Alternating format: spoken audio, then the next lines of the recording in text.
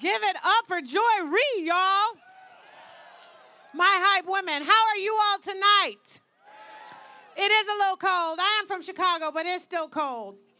So I don't know about you, but my mother has always told me, don't let nobody come up in your house and disrespect you.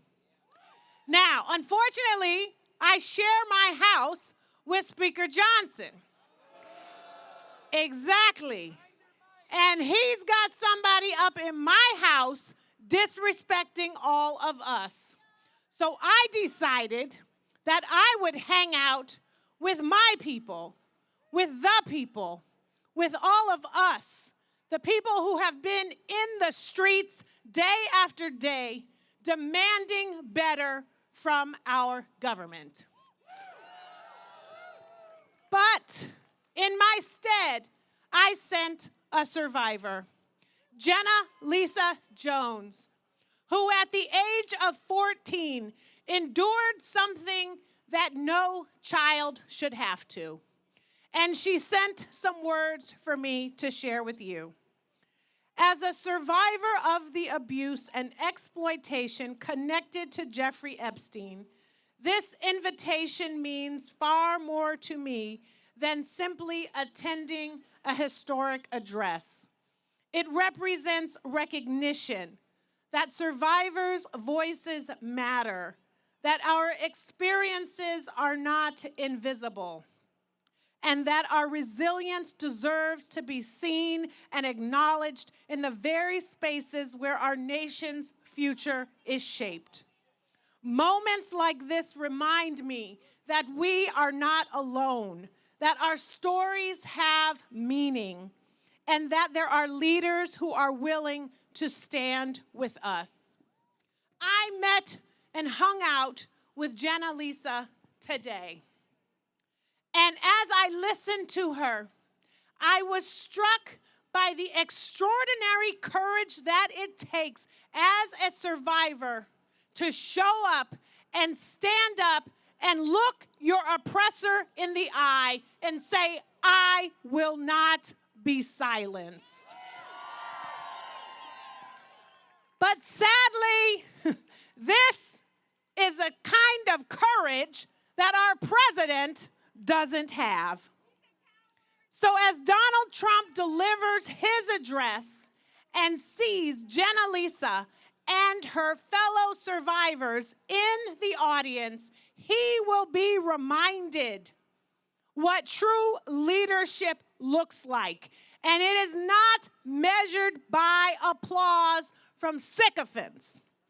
It is measured by whether or not you stand by your word to fight against injustice, or whether you want to shield the folks who should be held accountable. But enough about Trump. I'm so tired of talking about this small man who is not worth any of our time. Because this People's State of the Union is not about him. It's about us.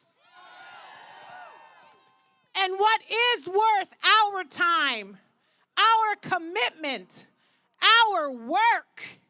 And y'all, let me tell you, up until November and for the next couple of years, it will be a lot of work. But what is worth our time is the future that we want to build. Every single one of us wants an America as good as her promise. And each of our dreams are different. That's what makes diversity so amazing. But there are some fundamentals, y'all, that are just non-negotiable. We have to take on the corporations and the monopolies that are squeezing every dollar out of our pockets and making us poorer. We have got to lower the cost of health care and everyday necessities. Nobody should be forced to make a decision about if they are going to pay the rent or stay alive. We have got to make the dream of home ownership real. It is not if you try to dream and work to own a home that it costs you a future and limits your future instead of allowing you to build a future. And we have got to build an education system that opens the doors for all of our young people rather than shutting them down and burying them in student loan debt. And yes, we need an immigration system that lives up to the founding ideals of this country. Diversity is not the threat. It is the very source of who we are as a nation, y'all. And we have to empower our cities, our rural communities with the resources they need to solve 21st and 22nd century problems. And above all, we must, and if you don't know it by now, then you have not been paying attention, but we must save and protect and defend and make more righteous our democracy. Because without it, absolutely none of this is possible. This weekend, I was back home in California in my district, and I was talking to one of my constituents, May. And May said, I want to be able to trust my government again. I want elected officials who will be honest with me. I want to see courage. And real talk, y'all, we have a government that is working harder to harm us than help us.